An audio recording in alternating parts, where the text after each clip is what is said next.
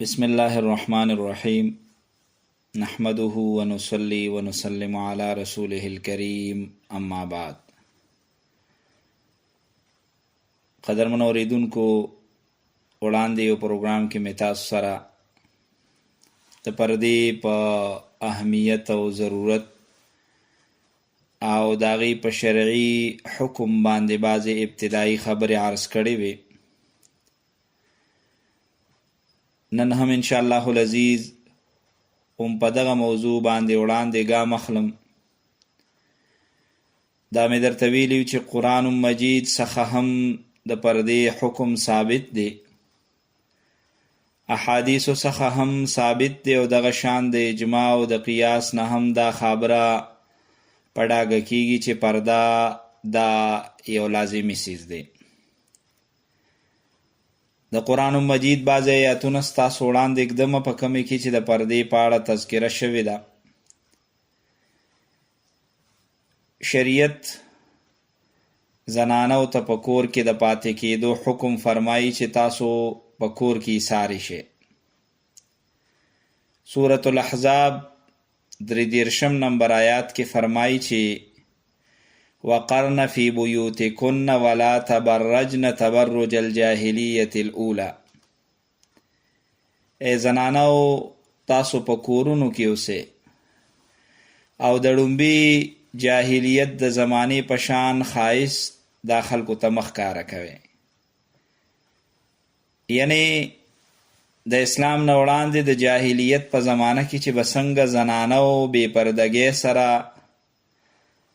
او دغه شان په ناز و نخرو سره په لاره باندې تلل کول، خلکو ته به خپل زینت او ښکلا ښکاره کوله، د هغې په شان تاسو بې حیایي او بې پردګي مه کوئ، بې حیایي او بې پردګۍ سره مه ګرځئ. قدرمنو، د دغه قرآن د آیات نه د پردې په اړه دوه خبرې معلومې شوې. اول دا چې رب العالمین غواړي چې زنانه دې بغیر د ضرورت نه د کور نه بهر نه وځي او په کور کې دې پاتې شي. او د شریعت اصل پرده هم همدغه ده چې زنانه په خپل کور کې د دیوال پناه په کور کې پټه وي. اوس چې بهر ته زنانه روځي نو خامخا مسلې به جوړیږي، نو بهر بیا د خپل حیا او د پردې خیال ساتل مشکل وي. اگر چې کیږي خو ډېر په مشکله باندې کیږي. نو لومبۍ خبره د دغه آیات څخه دا ثابته شوه چې الله غواړي چې زنانو تاسو په خپلو کورونو کې کښېنئ او بغیر د څه ضرورت نه د کور نه بهر مه روځئ.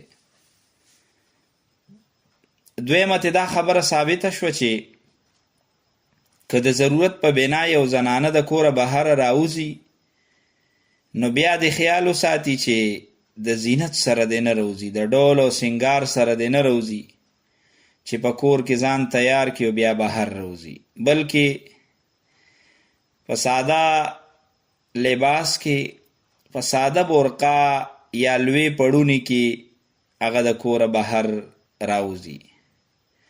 قدرمنو، د پردې د دغه اړخ په اړه وړاندې هم تاسو ته به انشاءالله العزیز تذکره کوم.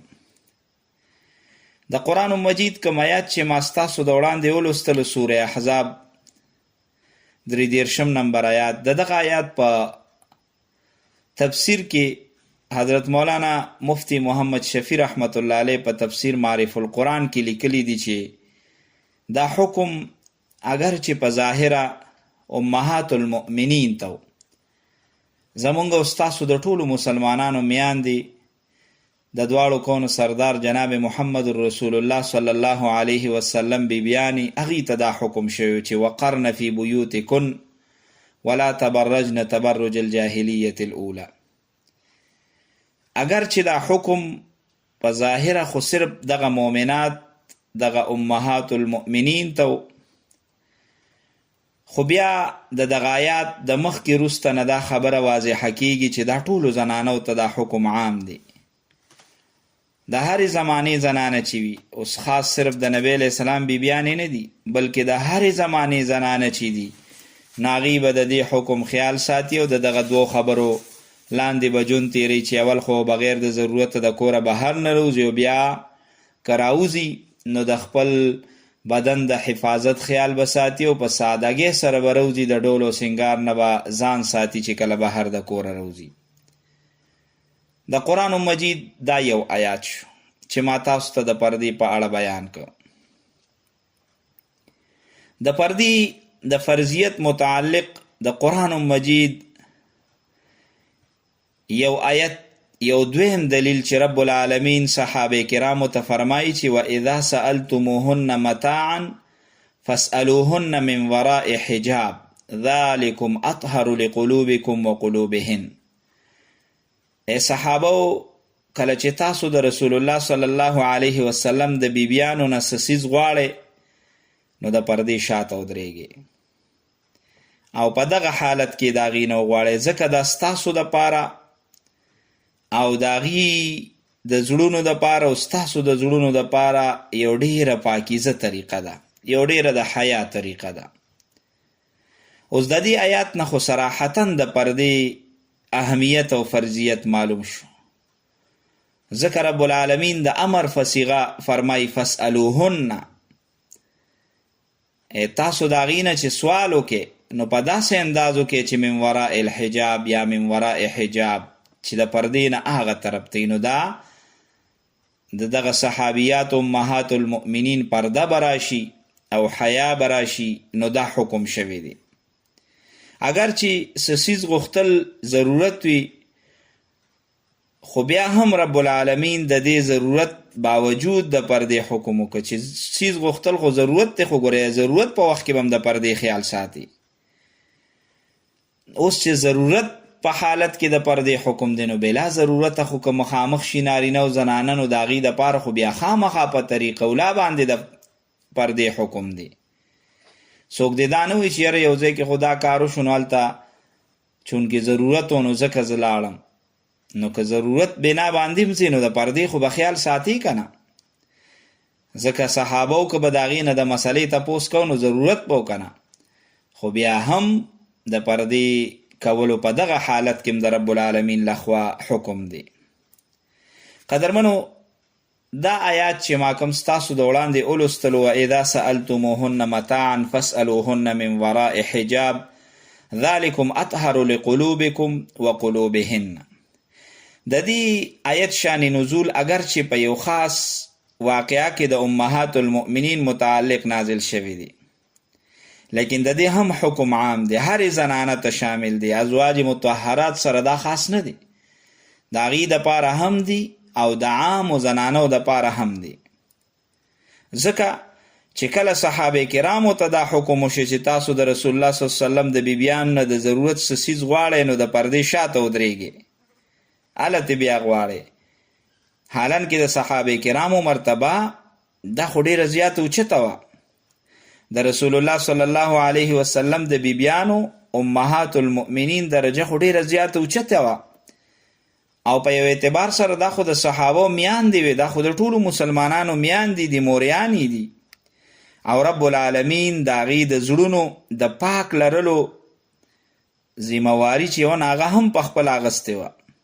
بیا هم الله د نفسانی وسوسو او دغه شان د زړه د پاکولو په خاطر صحابو ته حکم کوي چې تاسو د ازواج مطهرات نه څه غواړئ نو د پردې شاته ودرېږئ.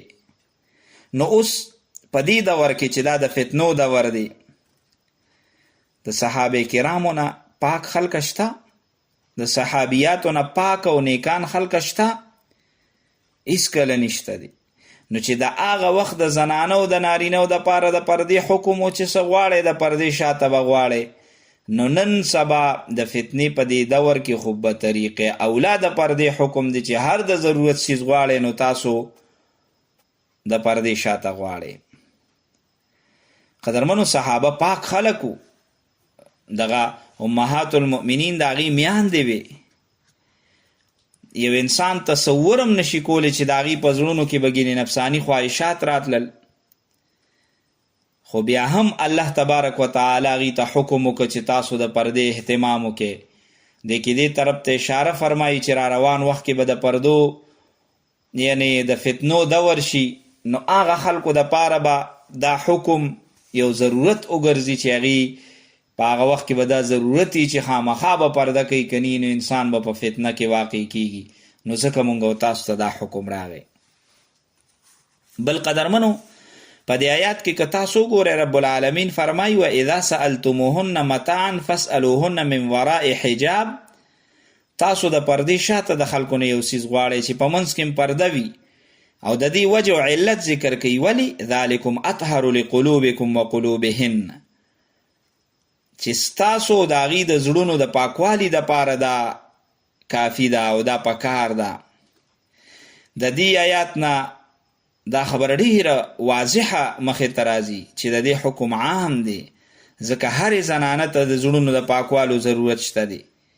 لہذا پرده دا د ازواج مطهرات سره خاص نه ده، بلکې دا د ټولو زنانو د پاره د دې حکم عام دی چې یو ځای کې اول خو تاسو د چا سره خبرې مه کوئ د پردو نارینو سره، او که کوئ د ضرورت په بنا باندې نو هغې کې هم د پردې صادر د لاسه مه غورځوئ، بلکې پرده کوئ. دا ستاسو دپاره ضروري ده. قدرمنو دا کوم آیات چې ما تاسو ته ذکر که د پردې متعلق په دې کې تذکره راغلی ده. د دې په شان نزول کې مختلف واقعات علماء مفسرینو ذکر کړي دي. امام بخاری صاحب رحمت الله علیه د دغه آیات په شان نزول کې دو واقعات ذکر کړي دي. لومبی واقعا دا و چې حضرت عمر فاروق رضی الله تعالی عنه فرمایي چې ما رسول الله صلی الله علیه وسلم ته عرض وکړ، یا رسول الله يدخل عليك البر والفاجر فلو امرت امهات المؤمنين بالحجاب فانزل الله آیة الحجاب. عمر فاروق رضی الله تعالی عنه فرمایي چې ما رسول الله صلی الله علیه وسلم ته عرض وکړ چې اې د الله پیغمبره ستاسو خواله خو هر قسمه خلک راځي، ښه خلک مي بد خلک مي، دواړه قسمه خلک راځي، نو که تاسو امهات المؤمنین ته د پردې حکم وکړې دا به ډېره ښه وي. نو رب العالمین د قرآن آیات نازل کړ، د پردې متعلق حکم راغی. دویمه واقعه امام بخاری صاحب رحمت الله علیه بخاری شریف کې ذکر کړی د حضرت انس رضی الله تعالی عنه فرمایي چې کله رسول الله صلی الله علیه وسلم د حضرت زینب بنت جحش رضی الله تعالی عنها سره نکاح وکړه، نو خلک یې د ولیمې دعوت دپاره راوغوښتل. خلکو روټۍ وخوړه او بیا ډېر وخته پورې دغلته نبی علیه السلام په کور کې ناست و، خبرې کولې.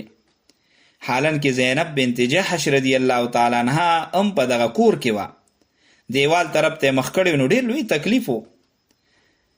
رسول الله صلی الله علیه وسلم د پاسېدو تیاری وکړه، مقصد یې دا چې دا خلک پوه شي دیم لاړ شي، خو دا خلک نه پاسېدل. کله چې خلکو ولیدل چې پیغمبر علیه السلام پاسېده او بهر ووته، نو دیم پاسېدل او لاړل، خو 3 کسان بیا هم ناستو. نبی علیه السلام په دې وخت کې نورو بیبیانو کورونو ته تشریف یوړه. کله چې واپس نبی علیه السلام کور ته راغی او تشریف یې راوړه، نو څه خلک هماغه شان ناستو. بیا لږ وخت پس هغه خلک هم لاړل، نو نبی علیه السلام کور ته ور داخل شو. دی وی حضرت انس رضی الله تعالی عنہ چې ما اراده وکړه چې زه ور داخل شم، نو نبی علیه السلام زما او خپل منځ کې پرده واچول او زه یې دننه د تلو نه منع کړم. رب العالمین د قرآن آیات نازل کړ، یا ایها الذین آمنوا لا تدخلوا بیوت النبی. دا لوی آیات د قرآن مجید رب العالمین نازل کړ. یو بل روایت کې د بخاری شریف د حدیث په آخره کې دا فرمایي چې فرجع حتی اذا وضع رجله فی اسکفة الباب داخلة و اخرى خارجة ارخى الستر بیني و بینه و انزلت آیة الحجاب. انس رضی الله تعالی عنہ فرمایي چې کله نبی علیہ السلام د خلکو د تلو نه پس کور ته واپس راغی، نو خپل خپه مبارکې دروازې په درشل باندې کېښوسته، یوه خپې دننه او بله خپې بهر وه. نو دی د دروازې پرده راخوره کړه زما او خپل منځ کې دغه پرده وکړه، نو دغه وخت کې د پردې آیات نازل شو. محترم حضرت انس رضی الله تعالی عنه چون کې د ماشوموالي نه د رسول الله صلی الله علیه وسلم سره د دې کورونو ته به تله راتله، د دې خدمت به یې کو. خو په دې وخت کې د عمر 15 کاله و او په دې دوران کې د پردې حکم هم نازل شو. نو ځکه رسول الله صلی الله علیه وسلم حضرت انس رضی الله تعالی عنه د خپل کور ته د ننوتلو نه منع او په منځ کې یې پرده را ځوړنده کړه. به هر حال حضرت انس رضی الله تعالی عنه په دې واقعه کې په خپله موجود و، نو ځکه هغه دا فرمایي چې انا اعلم الناس بهذه الآیه آیت الحجاب، زه د دې حجاب آیات په شان نزول باندې ښه خبردار یم چې دا د حضرت زینب بنت جحش د نکاح په وخت باندې نازل شوی. ځکه فرمایي په دغه وخت کې زه په خپله موجود وم. قدرمنو د حجاب پوره آیات نازل شو. یا ایها الذین آمنوا لا تدخلوا بیوت النبی الا ان یؤذن لكم الى طعام غیر ناظرین اناه ولكن اذا دعیتم فادخلوا فاذا طعمتم فانتشروا ولا مستأنسین لحدیث ان ذلكم كان يؤذي النبي الى آخر الآیه. چې ای مؤمنانو تاسو د رسول الله صلی الله علیه وسلم کور ته به اجازه ته مه داخلیږئ مګر کله چې تاسو ته د خوراک د پاره دعوت درکړی شي نو بیا ورشئ، خو بیا د خوراک د پخېدو انتظار مه کوئ. یعنې دومره د وخته مه ځئ چې تاسو هلته لاړ شئ او خوراک لا نه پوخ شوی او تاسو د هغې انتظار کې ناستئ، بلکې داسې وخت کې ځئ چې خوراک پوخ شوي او د هغې د خوړلو وخت وي. بیا هم چې کله تاسو راوبللی شئ نو اوس راځئ، بیا کله چې تاسو خوراک وکړئ نو بیا پاسئ او خواره شئ.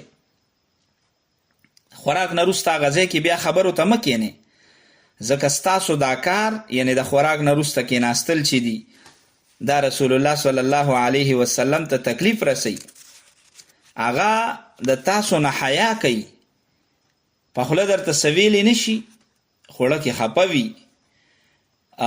قدرمنو دا آیات دی تفصیلی آیات دی چې په دې کې د پردې حکم دی چې تاسو مه کښېنئ داسې ځای کې هلته زنانه وي وغیره. نورم په دې کې داسې بعضې آداب د یو چا د ملاقات او د یو چا د ناستې ذکر شوي دي چې انسان په دې باندې عمل وکړي.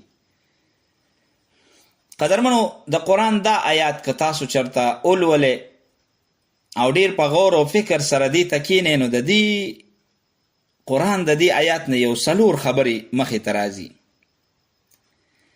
لومبۍ خبره دا ده چې بې اجازته به د چا کور ته نه دننه کېږي. نه دي پکار چې یو انسان د چا کور ته بغیر اجازته د هغه نه د اجازت نه دی اخیستی او د هغه کور ته داخل شي. دویم ته دا خبره واضحه شوه چې کله درله څوک دعوت درکړي د وخت نه مخکې تلل نه دي پکار، بلکې هماغه وخت ورتلل پکار دي چې کوم وخت دله دعوت درکړی او هغه وخت روټۍ یا خوراک چې نو هغه پوخ شوی وي، ځکه دا بیا د کور په خلکو باندې بوج شي. هغې خپل تیاری کوي او دلته تا ته ناست نو ستا خیال وساتي که هغلته د روټۍ تیاری وکړي او بلسم په انسان باندې بوج وي چې ته روټۍ چاله تیاری و هغه درته په سر باندې ناست وي. دریم په دې آیات کې چې کومه خبره زمونږ دپاره ده نو هغه دا ده چې د خوراک نه پس ایسارېدل نه دي، بس خوراک دې وکړه نو ځه، د کور خلکه تنګوه مه چې ته ورته ناست یې. د خوراک کولو نه وروسته خورېدل پکار دي. او 4مه خبره په دې آیات کې د پردې حکم دی چې تاسو په داسې ځایونو کې مه کښېنئ چې هلته زنانه وي، مه ورځئ چې هلته زنانه وي. لہذا د پردې حکم هم په دغه آیات کې د مسلمانانو دپاره د رب العالمین لخوا راغلی دی. قدرمنو د قرآن مجید 2 آیاتونه ما تاسو ته ولوستل. دریم دلیل د رب العالمین په کلام مقدس کې هغه دا دی چې زنانو ته حکم کړی شوی چې تاسو وځئ مه د کوره، خو چې وځئ نو لوی لوی پړونه او څادرونه په ځان راواچوئ چې ستاسو بدن پکې ټول پټ وي، داسې څادر. دا د پردې په فرضیت باندې دریم دلیل دی چې کله زنانه د څه ضرورت په بنا د کوره بهر وځي نو دا زنانه د په ځان باندې لوی پړونې یا بورقه راواچي، د سر نه تر خپو پورې چې پټوي. د لارې د کتلو دپاره یې پکې صرف د یوې سترګې ځای پرېږدي یا د بورقې په سرو کې دي ګوري او نور چې څومره کیدی شي د سر نه تر نوکانو خپو پورې ځان دې پټو ساتي. دا آیات د سوره احزاب 1 نمبر آیات دی. رب العالمین رسول الله صلی الله علیه وسلم ته فرمایي یا ایها النبی قل لازواجک وبناتک ونساء المؤمنین، ای پیغمبر ته خپلو بیبیانو ته ووایه، خپلو لوریانو ته ووایه او د مؤمنانو عامو زنانو ته ووایه چې یدنین علیهن من جلابیبهن، چې د کور نه د څه ضرورت د پاره د وتلو په وخت کې تاسو لوی لوی څادر یې هغه په ځان راښکته کوئ او په ځان اچوئ. ذلک ادنا ان یعرفن فلا یؤذین وکان الله غفورا رحیما. دې سره به تاسو دی ډیر زر او پیژندې شي چې یاره دا اصیله ښځه ده او که دا وینځه ده به هر حال، او دی ته د بیهوده خلکو لخوا تکلیف هم نشي ورکولی، او رب العالمین بخونکی او مهربان دی. د دې آیات نه معلومه شوه چې کله زنانه د څه ضرورت دپاره د کوره بهر وځي نو پرده وله فرض ده، ځان به پټوي، مخ دی او که نور اندامونه دي غټ پړونې به پرې راواچي، غټ څادر به پرې راواچي او ځان به پکې پټ کړي نو هله به بهر وځي. محترمو په پرده کې اصل سیز چې دی نو هغه د زنانه بدن پټېدل دي. هغه که په برقه کې پټېږي ښه او که په څادر کې ښه پټېږي، نو چې کومه برقه داسې چې په هغې کې بدن ډېر ښه پټېږي نو هغه برقه چې دغه ډېره غوره ده او ثواب پکې ډېر زیات دی او د زنانه غاړه پې خلاصېږي. د دې آیات نه دغه خبره واضحه شوه چې څوک زنانه د کوره د څه ضرورت په بنا باندې بهر وځي نو پرده ولا فرض ده، مخ او نور داسې اندامونه هغه به پټ ساتي. دا ښکاره حکم دی د زنانو دپاره چې د سړو د وړاندې به زنانه مخ نه ښکاره کوي. دا مفسرینو لیکلي قدرمنو د پردې د ټول اندام خیال ساتل پکار دي. بعضې خلکه یو خبره کوي تاسو ته اشارتن ویم او هغه دا چې هغوی وایي مخ دا په پرده کې نه دی شامل، د زنانو دپاره مخ پټول دا ضروري نه دي. نو دا په هغه خلکو باندې ردو شو چې ولې نه د زنانه ټول اندامونه هغه پټول ضروری دي. داسې یو څادر چې په هغې کې د هغې مخ پټېږي، داسې برقه چې په هغې کې د هغې مخ پټېږي، د نورو بدن د نور اندامونو د پټولو سره سره زنانو له پکار دي چې هغې خپل مخونه پټ ساتي. قدرمنو من جلابیبهن، جلابیب دا د جلباب جمع ده، دا هغه غټ څادر او پړوني ته ویلې کېږي چې زنانه یې د لوپټې د پاسه اچوي او داسې څادر وي چې په هغې کې زنانه غونډه پټوي، صرف یوه سترګې پکې ښکاري. عبدالله ابن عباس رضی الله تعالی عنه فرمایي چې رب العالمین مؤمنانو ښځو ته دا حکم کړی چې کله دی د خپلو کورونو نه د څه ضرورت په بنا باندې بهر وځي نو غټ څادر دی په سر کي، خپل مخونه او ټول بدن دی ور باندې پټ کی او صرف یوه سترګه د ښکاره کي چې لارې ته پکې ګوري او دې ته پې لاره ښکاري. عبدالله ابن عباس رضی الله تعالی عنه د دغه ذکر کړی شوي آیات تفسیر وکړ او د حجاب او د پردې طریقې وښوده. د صحابي تفسیر دا حجت دی. عبدالله ابن عباس جلیل القدر صحابي دی، نو چې د پکې د مخ تذکره وکړه چې مخ په پټې نو معلومه شوه چې په پرده کې مخ اوم شامل دی. قدرمنو نن سبا چې زنانه کمې برقې اچي دا هم د جلباب یو شکل دی، ځکه دې لاندې لوپټه خپله وي خو دا پې د پاسه واچي. په دې کې د زنانو ټول بدن پټ وي. البته بعضې خلکه د ډول په طور د فیشن په طور بعضې برقې استعمالی چې هغه ځان له یو ښکلا ده او دغه شان ځان له یو فتنه ده، نو داسې برقو نه ځان ساتل پکار دي.